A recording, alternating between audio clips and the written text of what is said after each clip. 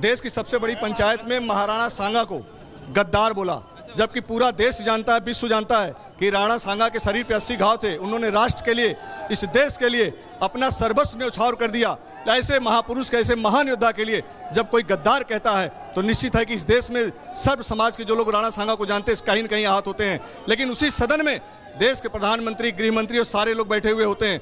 उनको चाहिए था कि एक कानून बनाते और एक कानून बनाकर निंदा प्रस्ताव लाते और एक मजबूत कानून बनाते। किसी भी समाज में अगर जन्मा हुआ महापुरुष है, उसका अगर अपमान होता तो उसके लिए वो कानून काम करता, उसको कठोर दंड मिलता, लेकिन ऐसा नहीं हुआ। कुछ नेता जो आक्रांता हैं उनका महिमा मंडन कर रहे हैं और जो देश के जवान हैं, जो देश के महापुरुष हैं, उनका अपमान लगातार हो रहा है। क्या कहें? ये देखिए, पूरी तरह से बनाई हुई सिस्टम है और ये लोग चाहते हैं कि आक्रांताओं जो हमारे देश में आके यहाँ पे मुगल शासन किए थे उनको प्रमोट करना चाहते हैं। ये भूल गए हैं कि ये क्षत्रियों का खून से सींचा हुआ देश है।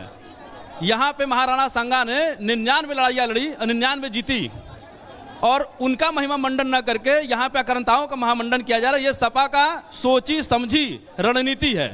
ये क्षत्रियों को पीछे जो उल्टा गंगा बहाने का प्रयास किया जा रहा है। देखिए, सबसे बड़ी बात है कि यहाँ पे जो रणनीति किया अखिलेश यादव जी ने, और लोगों ने, उन्होंने सोचा कि दलित वर्सेस ठाकुर हो जाए। ये रणनीति के साथ उन्होंने काम किया, फिर पीडीए उसमें बीच में लेकर के आए। लेकिन मैं आपके माध्यम से कहना चाहता हूं कि क्षत्रिय समाज के साथ सर्व समाज है।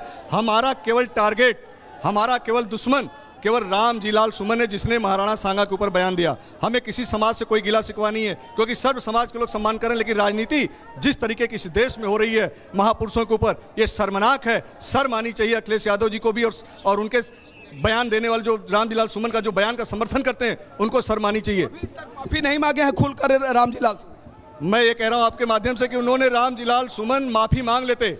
अगर अखिलेश यादव जी का सन मिलता और नेताओं को उनको सन मिलता तो रामजीलाल सुमन माफी मांग लेते। अखिलेश जी ही नहीं चाह रहे। अखिलेश यादव जी जिस दिन कह देंगे, उनके पार्टी के नेता जिस दिन कह देंगे वो माफी मांग लेते, झगड़ा खत्म हो जाता। लेकिन अखिलेश यादव जी नहीं चाहते कि वो माफी मांगे। अखिलेश यादव नहीं चाहते कि माफी मांगे। आप देखिए कि लोग यहाँ ग्रुपों में बैठ चुके हैं। आप देख सकते हैं कि कुछ लोग यहाँ बैठे हैं, कुछ लोग वहाँ पर पुलिस की जो बस है उस पर चढ़ चुके हैं। तो आप देख सकते हैं कि यहाँ का जो दृश्य है वह काफ़ी आक्रामक दिख रहा है, क्योंकि देशभक्त राणा सांगा यानी कि जो देश के महान सपूत हैं उनका कहीं न कहीं भारत के उच्च सदन में अपमान किया गया।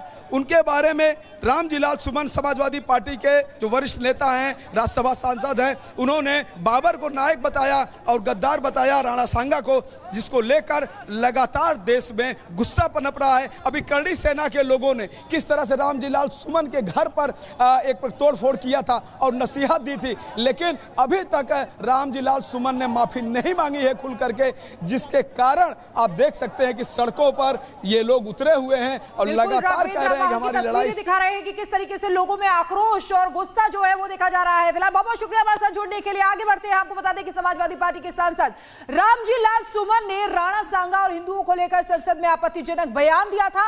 इसके बाद शहर शहर समाजवादी पार्टी के सांसद का विरोध हो रहा है, जिसकी तस्वीरें हमने आपको दिखाई।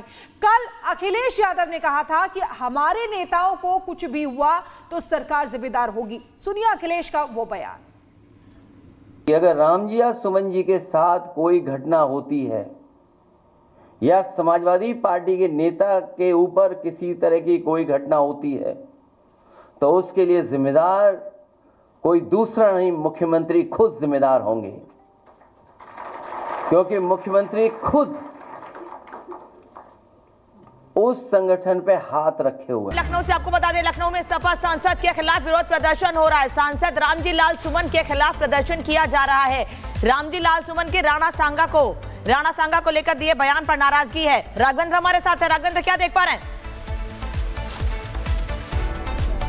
बिल्कुल, जैसा कि मैंने कल ही बताया था कि अभी तक समाजवादी पार्टी के नेता चाहे अखिलेश यादव हो या खुद रामजीलाल सुमन जो राज्यसभा हैं, उन्होंने अभी तक माफी नहीं मांगी है अपने बयानों से, जिसको लेकर देश में आक्रोश पनप रहा है। आपने देखा होगा इसके पहले करणी सेना के लोगों ने रामजीलाल सुमन के आवास पर जाकर वहां पर किस तरह तोड़फोड़ किया। अब देखिए क्षत्रिय समाज के जो हिंदुत्व चेहरा है वह किस तरह से सड़कों पर उतर आए हैं। यह 1090 का चौराहा है जो मुख्यमंत्री आवास की ओर सीधा जाता है। आप देख सकते हैं भारी संख्या में यहाँ पर क्षत्रिय समाज के लोग पहुंचे हैं। भारी संख्या में पुलिस भी तैनात है यहाँ पर। आप समझिए यहाँ पर जिस तरह से देशभक्त का अपमान हुआ है, राणा सांगा का जिस तरह से अपमान उच्च सदन में समाजवादी पार्टी के राज्यसभा सांसद ने किया, उसको लेकर लोग आक्रोशित हैं। लगातार समाजवादी पार्टी के जो नेता हैं, चाहे वो शफीकुर रहमान उनके बेटे बर्क साहब हो, चाहे वो यहाँ पर वो अजबू आजमी हो, और चाहे रामजी लाल सुमन, तीनों लोगों ने आक्रांताओं को नायक बताया। और जो देशभक्त है, जो जिन राजाओं ने देश के लिए त्याग किया, लड़ाई किया, उनको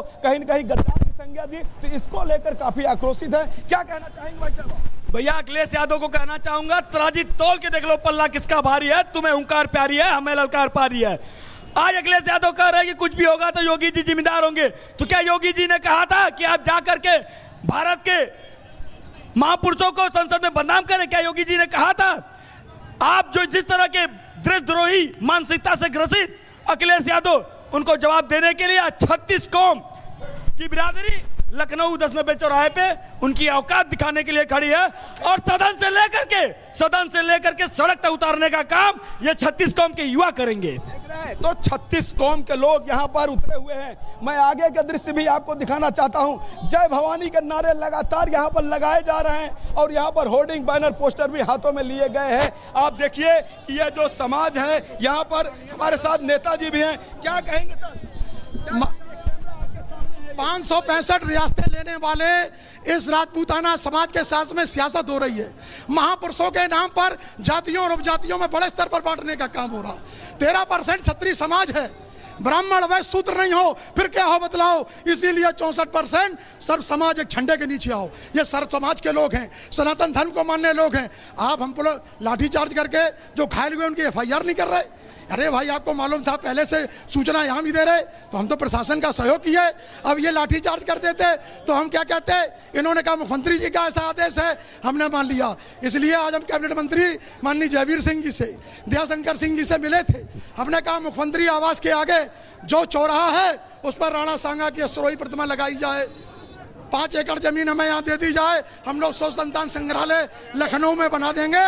ये सारे लोग इतिहास पढ़ें, इतिहास के साथ छेड़छाड़ न करें जी, छेड़छाड़ न करें। तो आप देखिए यहाँ पर देखिए किस तरह से जो हिंदू समाज, सनातन समाज के लोग इकट्ठा हुए हैं। कई सारे ग्रुपों में लोग इकट्ठा हुए हैं। जिस तरह से देशभक्त राणा सांगा का अपमान किया गया उच्च सदन में, उसके बाद देश आक्रोशित है। यहाँ पर आप देख सकते हैं कि पुलिस और जो यह लोग इकट्ठा हुए थोड़ा सा ऐसे होंगे। उधर कैमरा लगा है, रिपब्लिक भारत आपको दिखाना चाहता है। उधर होइए, कुछ बात करता हूँ। क्या कहेंगे जो आप लोग सड़कों पर उतरे हैं? देखिए, रामजी लाल सुमन ने देश की सबसे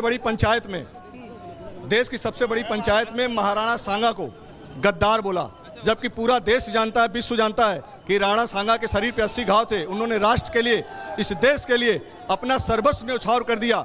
ऐसे महापुरुष के, ऐसे महान योद्धा के लिए जब कोई गद्दार कहता है तो निश्चित है कि इस देश में सर्व समाज के जो लोग राणा सांगा को जानते हैं कहीं न कहीं आहत होते हैं। लेकिन उसी सदन में देश के प्रधानमंत्री, गृहमंत्री और सारे लोग बैठे हुए होते हैं।